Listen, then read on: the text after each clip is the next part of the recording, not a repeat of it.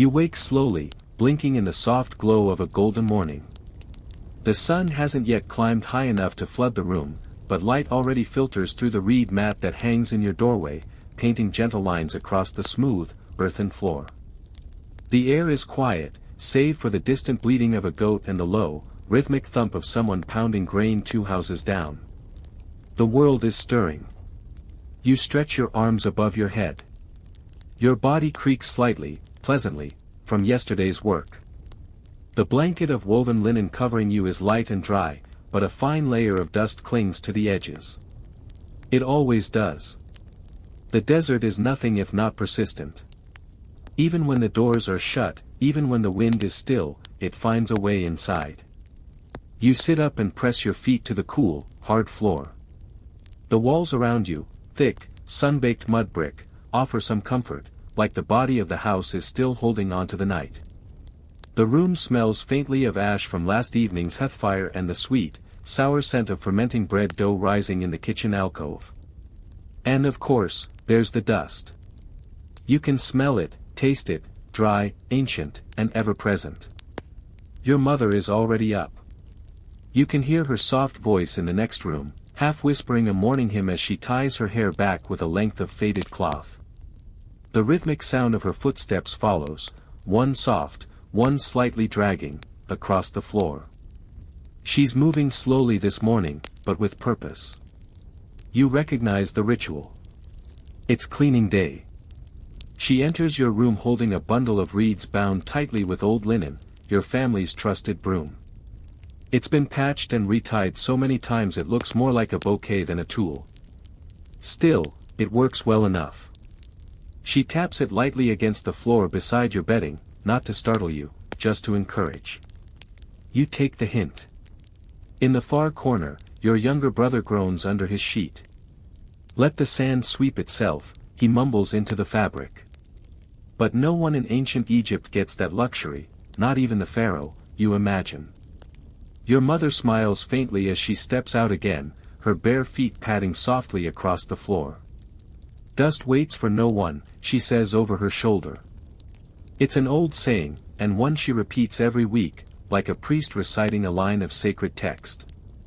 Outside the small home, you can hear the familiar rhythms of a neighborhood awakening. A donkey brays in protest. Chickens scuffle in dry straw. Somewhere, someone drops a pot and curses quietly enough not to offend the gods. All the sounds of another day beginning along the edge of the Nile. You rise slowly, still wrapped in the warmth of sleep, and reach for your tunic. The linen is rough against your skin, but it smells clean, faintly of wood smoke and the river. You slide it over your head and tie the simple cord at your waist. You already know what kind of day this will be, a slow, steady rhythm of sweeping, scrubbing, sprinkling, and dusting. There will be chanting and grumbling, quiet moments and strange smells, and perhaps, if you're lucky, a reward of cool water or a bite of honeyed bread before the sun climbs too high. But first, you must greet the dust. Again. You step out into the main room of your family's home, broom in hand, still blinking off sleep. The floor stretches before you in uneven shades of brown, dried footprints, stray fibers from the reed mats, and the faint outline of a sandal pressed into dust. You sigh gently. It's not a mess, exactly. Just lived in. But in your house, even lived in needs sweeping. Your mother hands you a small palm leaf basket, your dust tray for the morning. It's frayed at the rim, a little soft in places from many years of use, but it cradles the dirt well enough. She gestures silently to the floor, then turns back toward the kitchen to tend to the fire. You are now officially on sweep duty. You hold the broom upright like a scribe holds his pen. Your mother always says that sweeping should be like writing, patient, deliberate, and mindful. You're not just clearing away sand, she tells you, you're rearranging the energy of the home. And besides, you never know who might be watching. The gods, after all, are great lovers of cleanliness. You begin in the far corner near the doorway, where dust tends to gather like old secrets. With each sweep, a soft whisper of reeds brushes across the floor. You fall into a rhythm, slow and steady. Brush. Pause. Brush. Pause. Every now and then you tilt your head and admire your own handiwork, a clean strip of earth where the sweep lines curve gently, almost like calligraphy. As you work, you start to imagine you're in a temple, preparing the sacred halls for the arrival of a statue of Hathor or Thoth. The breeze outside carries in a few new grains of sand, and you smile at the futility of it all. Still, you keep going. Even if the desert always returns, today at least you are holding it at bay. You pass by the family altar, just a small clay niche set into the wall with a few offerings from yesterday, a bit of bread, a sprig of dried herbs, a cracked blue amulet. You sweep around it carefully, keeping the motion respectful, as you were taught. The household gods appreciate neatness. Probably. Your brother passes behind you, yawning so loudly it sounds like a camel groaning.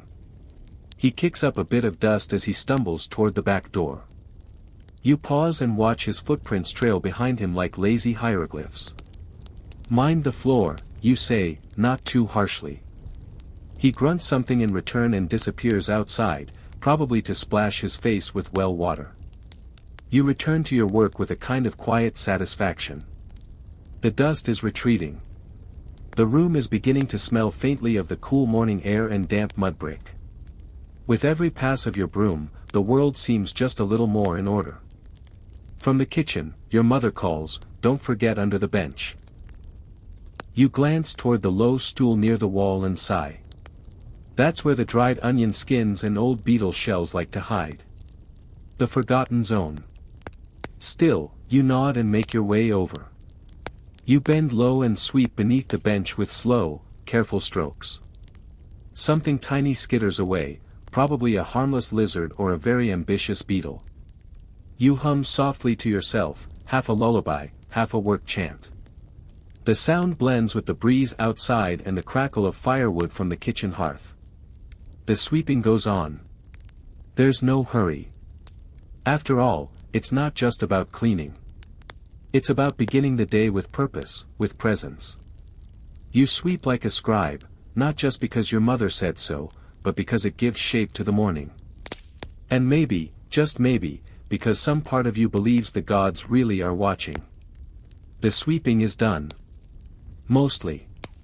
A few new footprints have already appeared, of course, your brother again, probably, but the bulk of the dust has been captured in your palm leaf basket and taken outside, scattered carefully into the wind like a small offering to the desert.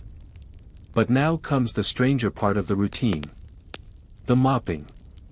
You wouldn't call it mopping, really, not like the word sounds in your head. There's no handle, no bucket of soap, and certainly no pine-scented polish. Instead, it involves something far older, much simpler, and, well, muddier. Your aunt appears just after the sun has crested the low eastern wall of the courtyard. She's walked up from the river, her arms sun-browned and strong, carrying a small clay bowl with both hands. It sloshes slightly as she enters, and you catch the unmistakable scent of Nile mud, rich, earthy, and a little sweet. "Time to settle the spirits," she says, as if this makes perfect sense. You've heard this phrase your whole life, but you've never quite been sure what it means. Something about calming the floor, or honoring the ancestors, or simply keeping the house cool as the day begins to heat. Likely, it's all three. She kneels on the floor, dips her fingers into the clay bowl, and flicks a few droplets in the direction of the household shrine. Then she passes the bowl to you. The mud is warm, fresh from the sunlit banks of the river. You stir it slowly with your hand, feeling the silky silt slip between your fingers. It's not just river muck, though. It's been mixed carefully with a bit of natron and a few drops of perfumed oil, lotus, by the smell of it. The scent is faint but calming, like old wood and flowers that forgot how to bloom. You kneel beside your aunt, and together you begin. You don't pour the mud all at once. That would be wasteful and ungraceful. Instead, you drizzle it, line by line, in long arcs across the floor. The liquid spreads thinly, darkening the earthen surface and drawing out a coolness from the clay beneath. It's like painting, but instead of covering the floor, you're feeding it. Using a flat bundle of woven rushes. Your makeshift mop, you start to gently smooth the mud over the surface. You work slowly, careful not to disturb the dry edges or let the liquid pool too deeply. The goal is not wetness. The goal is calm. As you glide the mat across the room, you catch glimpses of yourself reflected dimly in the wet sheen, your hands, your brow, a sliver of sky from the open roof above. The floor seems to drink the mud in, grateful. The air grows cooler. Even the chickens outside have quieted. Your aunt hums softly as she works, some old hymn, wordless now, passed down from mothers before. You hum too, more for the rhythm than the melody. The two of you move in a slow spiral, circling the center of the room like dancers in a quiet ceremony no one else remembers. At one point, your fingers brush the floor, and you notice the texture beneath the mud, still firm, still smooth, but now softened just slightly by moisture and scent. It smells like the river. Like sleep. Like something ancient and kind. When the floor is done, your aunt wipes her hands on her apron and nods. Let it rest, she says, as though she's just tucked in a child. You smile and sit back, legs folded beneath you, watching the last of the mud darken the corners. The cleaning isn't over, of course. There are mats to beat, jars to wipe, and a lizard or two to chase out of the pantry. But for now, the floor is quiet.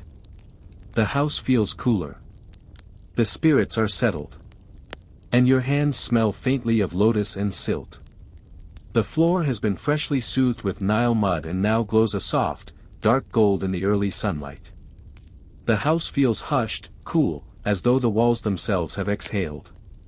You sit on your haunches for a moment longer, breathing in the earthy scent rising from the floor. Outside, the morning is beginning to stir louder, voices calling to animals, a clay pot clinking against stone, but inside your home, there's still a dreamlike quiet. And then, the sound of copper. A soft chime, like a spoon tapping a bowl, echoes from the washing alcove. You glance over and see your cousin, Nephra, crouched beside the household basin, a wide, shallow bowl of polished copper that catches the morning light like a still pond. She's swirling something into the water with careful fingers, and the smell reaches you before your feet do. Lotus. Frankincense. A hint of myrrh. The scent floats on the air like memory. You rise and cross the room. Nephra doesn't look up. She's focused, eyes narrowed in that mock-serious way she always gets when she's trying to be very priestly. She dips a linen rag into the water and squeezes it slowly over the rim, letting the droplets fall in a tiny, glistening stream onto the floor. It's not just for smell, she says, without looking at you. It purifies the soul. You nod solemnly, unsure whether she means it literally. In Egyptian homes, everything is half practical, half sacred. Water is water, but water with perfume? That might just be a blessing in liquid form. She gestures for you to sit. You perch on the edge of a low stool while she continues her ritual, dipping cloth after cloth into the scented water, wringing it gently, and wiping down every surface in reach, door frames, clay jars, the rim of the bread oven, even the handle of the broom you used earlier.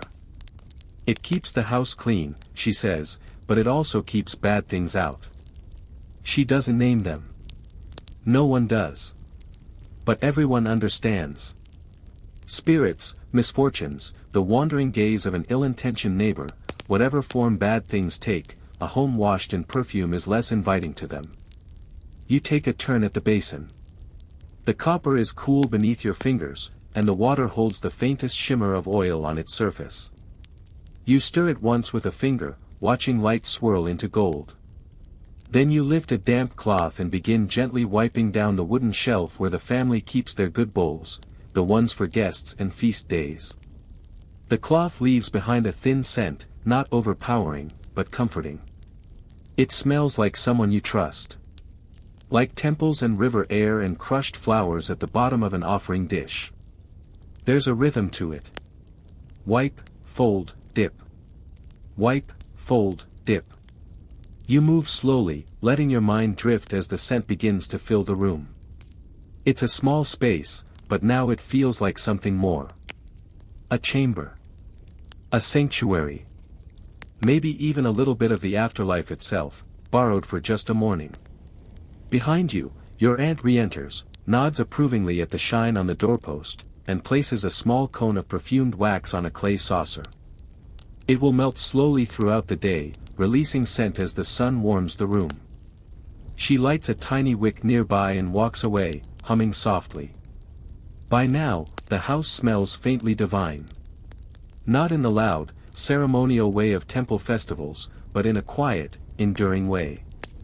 The way of kitchens, clean floors, and the gentle hands of family doing things the way they've always been done. You sit back on your stool, cloth still in hand, eyes half closed. Everything is still for a moment. The floor is clean. The shelves gleam. The scent of lotus and myrrh drifts lazily through the house. It's not grand, this act of cleaning. But it feels eternal. Like something even the gods would pause to watch. The sacred sponge, made of papyrus. You're still seated near the perfumed basin, cloth in hand, when your mother returns holding something that looks, at first glance, like a small, squashed bird's nest. She sets it down beside you with a quiet grunt and wipes her hands on her apron. "Don't let it fall apart this time," she says, with the tone of someone who knows it probably will. You pick it up carefully. It's your family's sponge, though calling it that feels generous. It's more like a knot of soft, fibrous strips, pale, spongy loops of papyrus pith, bundled together and wrapped at one end with twine. When dry, it's brittle and papery. But now, after soaking all morning in lotus water and a pinch of natron, it's soft, pliable, and slightly squishy. It yields under your fingers like an overripe fig. You give it a tentative squeeze. It sighs. According to your mother, this cleaning sponge is patterned after the ones temple workers use when wiping down statues of the gods. According to your brother, it smells like wet fish. Both, in a way, are true. You carry it over to the low platform where your family eats their evening meals, a smooth stone slab worn shiny by years of elbows, bowls, and warm loaves of bread. It's a place of laughter, gossip, and sometimes fierce, whispered arguments. But today, it's simply dusty. You dip the papyrus sponge into the perfumed basin and gently press it onto the table. It makes a sound like a sighing breath. A small circle of golden water spreads across the surface, catching the light. You begin to wipe in slow, overlapping arcs, working the moisture gently into the stone. The sponge glides over the slab like a cloud over sand. It's oddly satisfying. You feel each groove, each smooth patch, each imperfection in the stone that tells its own quiet story. A corner chipped during last year's festival. A blackened patch where someone once set a pot that was far too hot. The ghosts of 1,000 shared meals, slowly wiped clean. Your mother joins you, sponge in hand, working beside you in comfortable silence. The room smells now of warm papyrus, softened herbs, and the faint earthy note of natron, a mineral as old as the desert. Outside, a breeze rustles through the rushes hanging at the windows, and a palm leaf taps gently against the wall. As you clean, you think of the temples. The great statues. The inner sanctums where only priests may enter. There, the sacred objects are wiped and polished daily, not for cleanliness exactly, but to keep them alive, to remind the gods that they are welcome, that they are loved.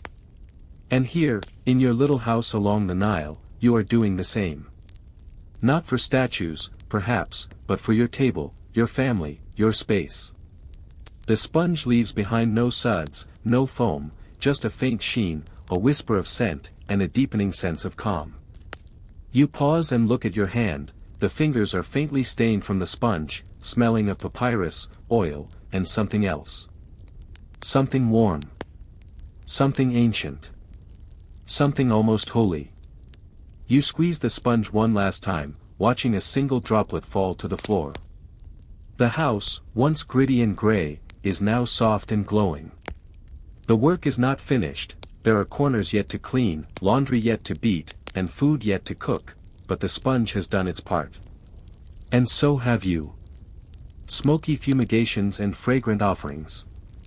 The floor is cool and clean. The shelves glisten faintly with the scent of lotus. The table has been wiped, and even the stubborn corner by the storage basket is free of beetle husks. For a brief moment, everything is still. The house is not just clean, it's calm. And now, it's time for the smoke.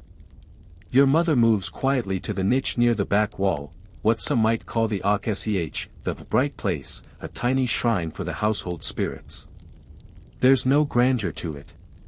Just a small clay platform, a few tokens of the gods, and a shallow dish for incense. But it's the heart of the home. She lights a thin reed taper from the hearth, cups it carefully against her palm, and carries the flame like a priestess preparing for ritual. Time to drive out the lingerers, she says softly, not to you, exactly, but to the house itself.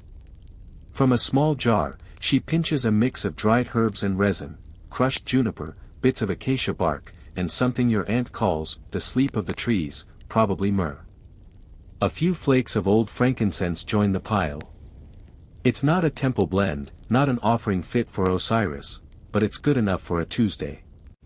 The incense dish is a shallow copper bowl with 3 legs, slightly dented from years of use. She sprinkles the mixture onto the hot coals inside, and immediately, a thin curl of smoke winds into the air, white and silky. The scent arrives slowly. First, dry and sharp, bitter resin. Then something sweeter, like dried figs or warm bread crust. You inhale deeply. The house responds, breathing out its own tensions. The smoke drifts lazily, curling along the ceiling, looping into corners, stirring shadows. You're given the task of carrying the dish from room to room. You hold it carefully, both hands steady beneath the warm copper. The smoke follows you like a polite ghost. In each corner, you pause for a breath, one for the living, one for the spirits. You begin with the bedroom, where the walls still hold the chill of dawn. You pass the fumigation dish over the bed frame, around the headrest, over the reed mat hanging in the doorway. The smoke drapes over everything, leaving behind the softest trace of scent and warmth. Then to the kitchen. You pass the dish beneath the storage shelf, over the basket of lentils, and behind the bread oven. Smoke rises in lazy swirls, pushing gently at whatever stubborn energy still lingers there, old arguments, perhaps, or the ghost of a spoiled onion. Your cousin hums an old temple tune as she dusts the windowsill. You hum with her, carrying the smoke toward the shrine. There, your mother has already placed the daily offerings, a crust of bread, a small dish of salt, and a single date that someone definitely hopes the gods don't eat so they can snack on it later. You set the dish of smoldering incense before the altar. It hisses faintly, then resumes its soft, steady curl. Let the house be full of fragrance, your mother says, in a voice so quiet it feels like prayer. Let the air be gentle. You all fall still for a moment.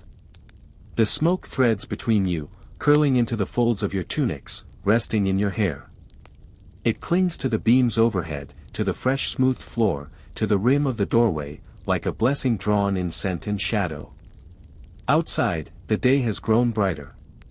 The sun presses warmly on the mud brick walls. But inside, it still feels like morning. Clean. Cool. Safe. You breathe in the last of the smoke, letting it settle deep into your chest. It smells like comfort. Like ritual. Like something quietly sacred that doesn't need a name. The spirits, you think, must be pleased. With the sweeping finished, the floors smoothed with mud, the tables wiped, and the house gently perfumed with sweet smoke, you might think the work is done. But no.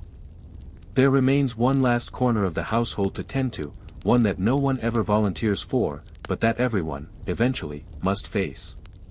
The toilet. You don't call it that, of course. There is no flush, no pipe, no bright white porcelain here. Just a quiet little cubby near the back courtyard, hidden behind a low wall of woven reeds and a few potted rushes. It's modest, private, and, on hot days, surprisingly well ventilated. Your family calls it the sandpit. Which is exactly what it sounds like. You head toward it with a small wooden shovel in one hand and a bowl of clean sand in the other. Balanced on top of the bowl is a folded cloth, still warm from the morning sun. You carry it like an offering, with the solemnity such a place demands. Inside, the space is simple, a smooth stone slab with a hole carved into its center, resting over a shallow pit filled with clean, pale sand. A low stool sits beside it.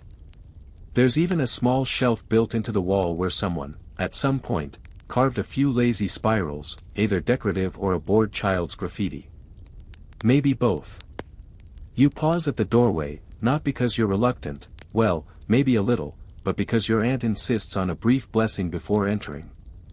Just a whisper, something about keeping unclean things far from the heart. She says it like she says everything else, as though the gods are always just a little nearby, pretending not to listen. You step inside and begin your quiet task.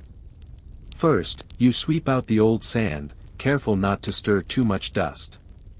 It's dry, fine, and oddly fragrant today. Your mother must have added crushed acacia pods again.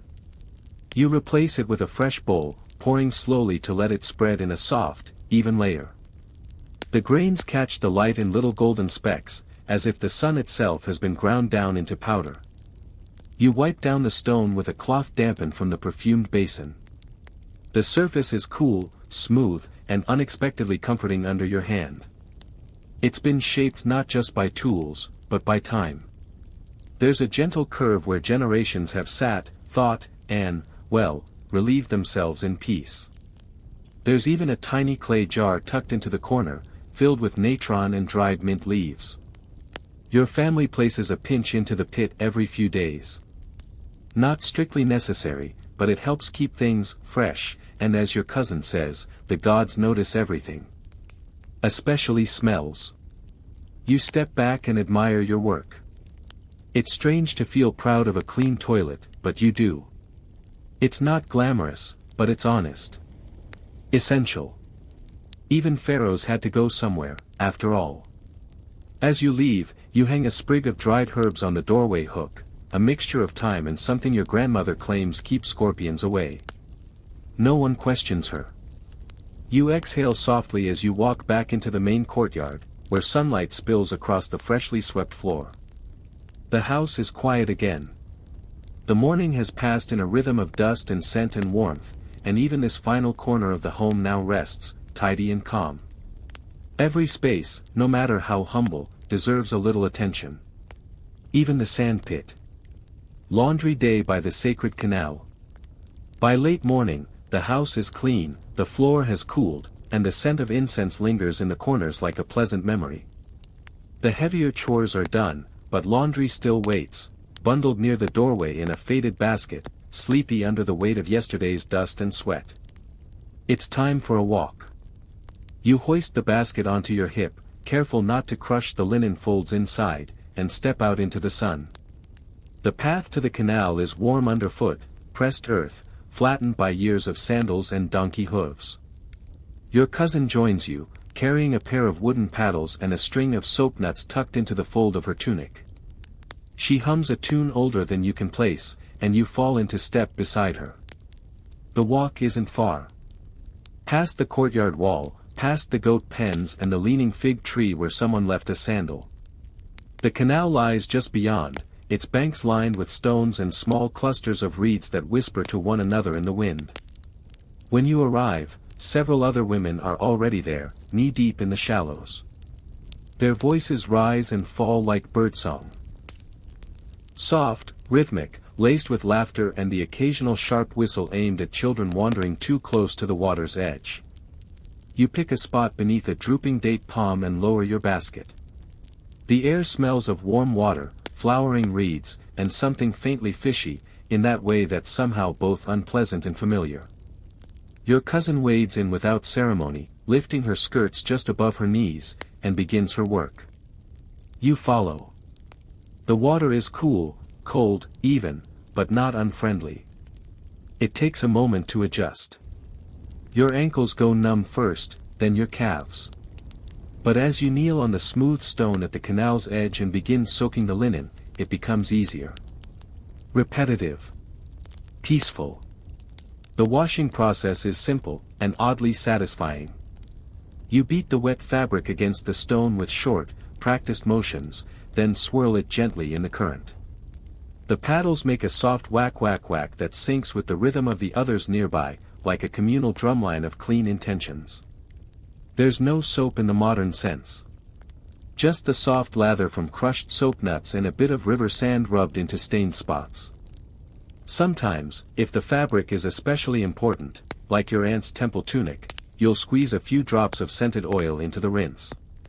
But for most things, river and rhythm are enough.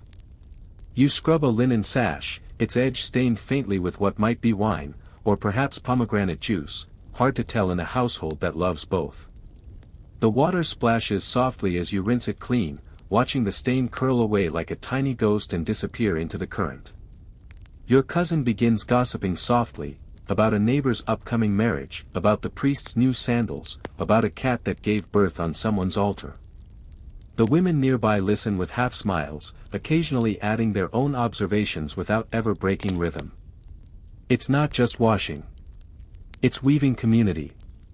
Stitching the fabric of the village together, one wet tunic at a time. Once the clothes are rinsed, you and your cousin wring them out over the grass, twisting each piece gently until it's just damp enough to carry. You lay them on flat stones warmed by the sun, where they steam faintly in the heat and dry slowly beneath the shifting shadows of date palms. The work is nearly done.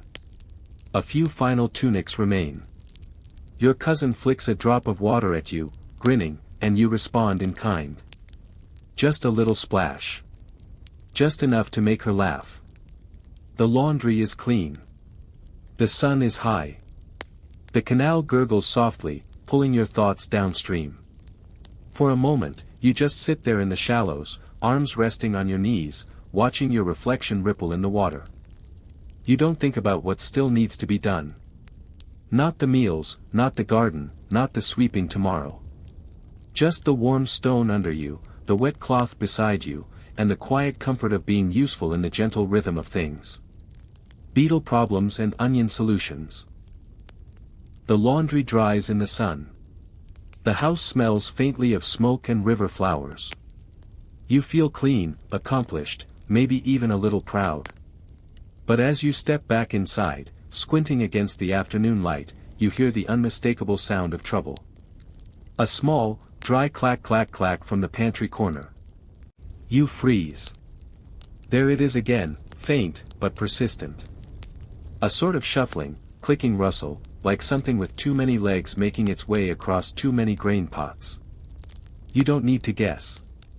You already know. Beetles. No matter how clean your house is, how well you sweep, how often you perfume the walls, how carefully you store the grain, beetles always seem to find their way in. Dark little things, harmless but stubborn. And fast. Faster than you'd like anything in your food storage to be.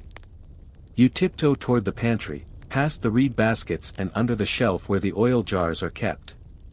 There, just under the edge of the woven mat, a small black scarab skitters into view, dragging what looks like the remains of a lentil. You sigh. It's not the sacred kind of scarab, those are left to the temples. These are the regular kind, pantry beetles, stubborn and crunchy, fond of flour, lentils, dried figs, and apparently, anything wrapped in linen. You grab the nearest jar, carefully, and check the lid. Still sealed. You reach for the next. This one, not so lucky. The wax has cracked, and inside, a few rogue beetles are enjoying what used to be barley. You carry the jar outside, dump the contents onto the compost heap, and return with reinforcements, a broom, a clay pot, and a small pouch of onion peel and frankincense ash, your family's tried and true solution for chasing out unwanted pantry guests. Your grandmother swears by it. Beetles hate onions, she says, because onions remember everything. You don't quite know what that means. But you do know the mix smells strong, pungent, sharp, the sort of scent that makes your eyes water and your nose wrinkle. You sprinkle the ash and onion peel around the base of the shelves in a gentle circle. Not too much. Just enough to suggest that beetles might be happier elsewhere. Somewhere farther. Somewhere less aromatic. Then comes the ritual knock, 3 taps on the pantry wall, followed by a quiet chant your cousin made up when she was 7. If you walk on 6 legs and eat without asking, go live in the neighbor's granary. You say it under your breath, not entirely serious. But just serious enough. Once the corners are treated, you sweep gently around the jars, being careful not to dislodge the ones still sealed. You find 2 beetles making a slow escape behind the bean basket and escort them, politely but firmly, outside in a clay pot. Back inside, the pantry already feels calmer. The scent of onion peel is softening into something more earthy. The shadows in the corner seem less twitchy. You take stock of the remaining goods, dates, mostly safe. Lentils, sealed. Dried fish, wrapped tightly in fig leaves. All in all, a narrow escape. Your mother appears in the doorway with a pinch of dried mint. Add this, she says. Beetles dislike politeness. Again, you don't quite follow the logic, but you trust the rhythm. You scatter the mint across the top shelf and hum a little as you go. The pantry, freshly beetle-free and gently perfumed, now smells like a strange sort of feast: onion, mint, barley, and smoke. Oddly comforting, in a way only old houses can be. You give the floor one last sweep, then step back, satisfied. The house, once again, is in order. At least until dinner.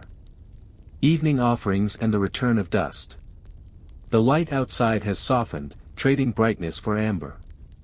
The sun hangs low, just above the distant palms, casting long shadows across the courtyard.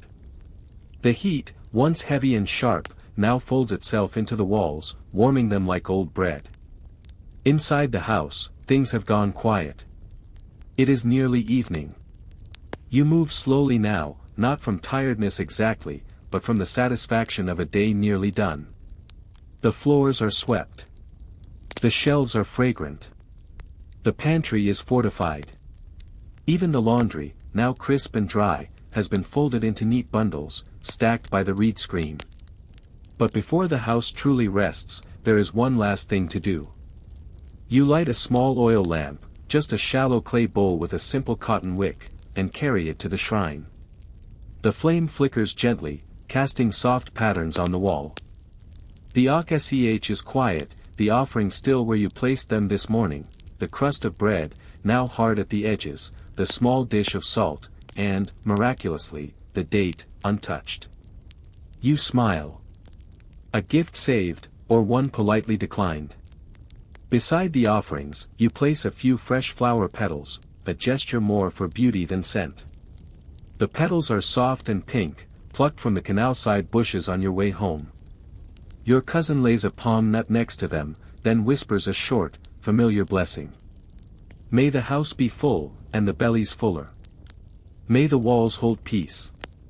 It's a phrase passed from one grandmother to another, not formal, not inscribed on any temple wall. But somehow, it carries the weight of centuries. You sit quietly for a moment, cross-legged on the cool floor, watching the flame flicker in the low light. The house is dim now, cooled by shadow. Outside, the sounds of the village drift in, roosters settling, a baby crying, someone calling a goat by name. The desert wind murmurs faintly, tugging at the reeds in the doorway. And then, you see it. A single grain of dust, caught in the last light, spiraling downward like a dancer with nowhere to land. Then another. And another. You sigh, smiling. The desert has returned. Not in force, just a whisper. But enough to settle along the smooth floor you swept this morning. Enough to cling to the rim of the basin, to tiptoe across the polished table. Dust doesn't care about your clean linens or your sacred sponge or your family's best beetle repellent recipe. Dust always finds a way. And somehow, that's comforting. Because in a world of sun and river and gods and chores, some things are steady. Dust will always return.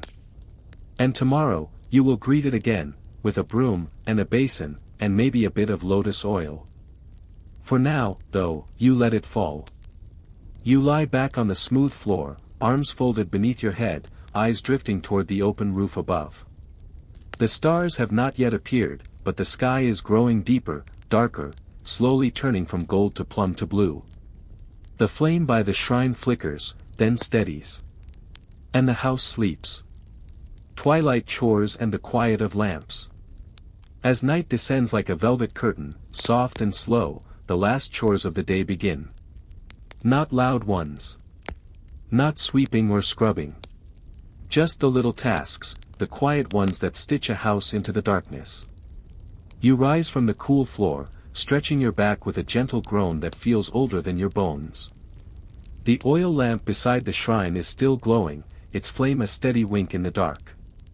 Around the room, other lamps flicker to life, lit one by your cousin. She moves like a shadow, familiar, unhurried, touching wicks with a sliver of flame, each one blooming with amber light. The house changes when lit by lamps. Walls seem softer, rounder. The clay takes on a golden hue. The corners retreat into shadow, and everything feels smaller, warmer, like the house has curled up too, ready for sleep. You begin checking the water jugs. Not out of urgency, but habit. One by the door, one by the hearth, and one tucked near the sleeping mats. You lift each gently, feeling their weight shift against your palm. Enough for the night. Enough for dreams. Outside, your uncle whistles, a low note, more breath than song, as he brings the goats into the pen. You hear the gentle click of the gate. The rustle of straw. The slow hush of animals settling in. Inside, your aunt stirs a pot of lentils on the embers. No dinner feast tonight. Just warm food in quiet bowls. There's no talk of the king's taxes, or the weather, or what the priest said at market. Only the sound of wood cracking gently in the fire, and the hush-hush of breath as people lower their voices without meaning to. Even laughter softens. You move from room to room, not doing much, straightening a reed mat here, folding a cloth there. Touching things lightly. As if to say, yes. I see you. Sleep well. You pause near the family basket, where a child's toy, a carved wooden hippo, rests on its side. You place it upright, facing the door. For protection. Or maybe for fun. The lamps flicker in their bowls. The shadows grow long. The house is almost asleep. And you, too, begin to drift. Sleeping under the god's eye. The last of the chores has faded into silence. The fire has sunk into glowing coals. Even the goats outside have stopped shuffling. Everything seems to be waiting, for night, for rest, for dreams. Your sleeping mat lies in its usual place, near the wall where the breeze sometimes finds you through the woven rush blinds. The air is cooler now, sweetened by night jasmine and the distant perfume of the canal. You spread your linen sheet over the mat, smoothing it slowly, even though it will be rumpled by morning. A habit. A comfort. You sit for a moment, cross-legged, watching the shadows flicker on the ceiling. Above you, through the open hatch in the roof, stars have begun to gather. The constellations shift slowly over the Nile, Orion's belt, which your father calls Osiris's spine, and the pale smear of stars you've always thought of as the milky breath of a sleeping goddess. The sky is endless. But your room is small, and that's a good thing. You lie back, one arm tucked behind your head, and stare up. Beside the shrine, the lamp flickers once, then calms again. You wonder, briefly, if the gods sleep too. Or if they just sit up in the stars, watching the world go about its little dramas, its dust and dishes and beetle problems, with gentle amusement. You think about the stories. How Nut, the sky goddess, swallows the sun every night, holding it in her belly until dawn. How Horus guards the sleeping with one golden eye open. How Bess, the squat, cheerful protector of households, dances through dreams to keep away the bad ones. Your aunt believes in protective charms. She keeps one, carved from bone and shaped like a lion's face, beneath her pillow. Your cousin swears by her amulet, worn always on a cord around her neck. You don't have one, not really. But sometimes, when you press your palm to the cool clay of the wall, it feels like the house itself is watching over you. Like the walls remember your voice. Your footsteps. Your dreams. From the other room, someone turns over on their mat. A child lets out a sleepy murmur. The fire gives a soft, contented sigh. You close your eyes and let the cool of the floor rise up through your spine. Somewhere above, the gods keep their quiet watch. The stars blink once. Then again. And the house, your whole dusty, perfumed, beetle-battling, onion-scented, lamplit house, settles down for the night. Wrapped not just in linen, but in memory. In rhythm. In the soft, eternal hush of sleep. Night sounds and dream rivers. The house is quiet now, but not silent. Even in sleep, Egypt hums. You lie still on your mat, eyes half closed, body sinking deeper into the cool clay beneath you. And around you, the world begins its nighttime murmuring. The kind of sounds that don't wake you, but guide you gently toward dreaming. A creak in the ceiling beam, expanding under the cooler air. A nightbird calling once, then again, from the tamarisk trees by the canal. The soft click of a clay pot settling deeper into its basket. From somewhere in the courtyard, a goat lets out a sleepy huff.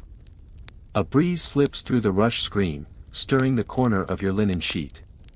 It smells of damp earth, of river breath, and maybe even a little smoke still clinging to your hair from the incense. You listen. You don't have to think about anything now. The day is done. Your body knows the routine, just as your grandmother's did, and hers before her. There's a rhythm to rest. A sacred simplicity. You feel it in your bones. The stars above shift slightly, unseen but steady. And beneath the stars, the Nile flows. You can't hear it from here, not really, but in the hush of night, it feels like you can.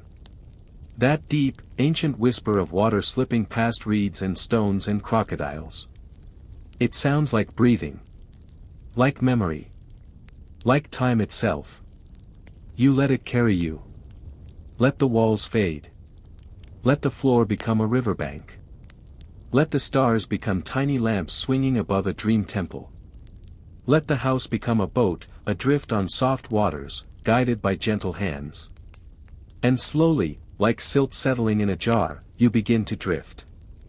The last thing you hear is a soft flutter, maybe a bird, maybe a spirit, passing overhead. And then, nothing. Just the smooth, steady hush of sleep. Dawn offerings and morning ashes. Before you open your eyes, you feel it, the first warmth of sunlight slipping through the reed shutters. A golden line across your shoulder. A soft nudge from the waking world. The house is still quiet. Still wrapped in shadows. But something has shifted. The night has passed. You sit up slowly, the linen sheet pooling in your lap, and stretch your arms until your joints whisper back to you. Around you, the air is cool, touched faintly with the scent of ashes, reed smoke, and something sweeter, perhaps date bread baking in someone else's oven down the street. A new day has begun. But it doesn't arrive all at once. It enters like a polite guest, tiptoeing into corners, brushing against jars, slipping across the floor. You move to the hearth. The fire, now reduced to sleepy embers, glows softly beneath a pile of pale ash. You stir it gently, listening to the faint crackle as a few orange sparks wake from their slumber. You feed it a twist of straw, a shaving of fig wood, and wait. The fire answers with a sigh. Nearby, your aunt places 2 small pieces of bread onto a flat dish, one for the family, one for the gods. She carries them toward the shrine, where the old offerings have been cleared and the lamp sits cold, its wick now stiff and smoky. She adds a pinch of natron to the bread, a gesture of respect, not seasoning. Then she bows her head and whispers something you can't hear.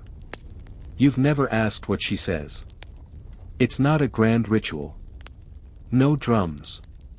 No temple priests. Just a moment. A thank you. A breath between night and day. She leaves the dish and walks away, already beginning her next task. The house, slowly, stirs around you, your cousin folding sleeping mats, your mother checking water jugs, the familiar scrape of broom bristles finding their rhythm again. And there, in a shaft of sunlight on the floor, you see it, a faint trail of footprints across yesterday's clean clay.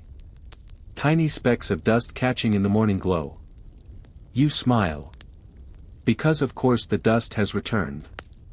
It always does. And today, like every day, you'll sweep. You'll wipe. You'll scrub beetle tracks from the pantry shelf and hang linen in the sun. You'll light incense for the corners and perfume the sponge. You'll fetch water, heat bread, clean the floor again. And none of it will last. But that's not the point. The house breathes because you care for it. It shelters your sleep because you sweep its floors. It welcomes the gods because you remember to leave bread, even when you're tired. Even when it's only a crust. This is not just a house. It is your skyless temple. Your boat on the Nile of time. Your story, written daily in dust and ash and warm breath. You take the broom in hand. And begin again. A house made of time. Later, long after the first chores of the day have begun, and long before the heat sets in, you find a moment of stillness. You sit on the threshold of the house, between inside and out. One foot on the cool clay floor, the other in the dust of the courtyard. The breeze lifts the scent of the morning hearth, a mixture of ash, bread, and faint onion. The smell of home. Everything around you is simple. The walls are mud brick, sun-baked and hand-shaped, patched in places with old straw and newer mud. The floor is packed clay, swept and smoothed each morning, but always bearing the soft scars of feet and time. The beams above you are palm wood, darkened with smoke. Nothing polished. Nothing grand. But it is yours. It is alive. Not just with people, but with memory. Every shelf, every basket, every worn-out mat tells a quiet story. The time your cousin spilled date wine and tried to blame the cat. The day the sponge fell apart and you cleaned the table with a piece of bark. The morning it rained for 10 whole minutes and the whole courtyard smelled like wet stone and surprise. You sit there and feel the years pressing gently against the present, not as weight, but as warmth. Because this house isn't just walls and pots and laundry baskets. It's made of time. Time folded into every task, each sweep of the broom, each stroke of water across a stone table. It's made of repetition. Of rhythm. Of care so small and constant it becomes sacred. You think of the stories your grandmother used to tell. About how the gods live in places where people do things with intention. Where incense is lit even when no one's watching. Where floors are swept not for guests, but because it brings peace. Where bread is shared even with the invisible. Maybe this house is a kind of temple after all. Not grand. Not carved from stone. But holy, in the quietest possible way. A place where dust is not the enemy, but the canvas. Where time does not march forward, but spirals gently, like smoke. Where nothing is perfect. And everything is enough. You take a long breath. The sun creeps a little higher. And somewhere inside, someone calls your name. Let me know if you'd like a closing narration to wind the episode into silence, perhaps a final, whispered paragraph to lull the listener fully to sleep.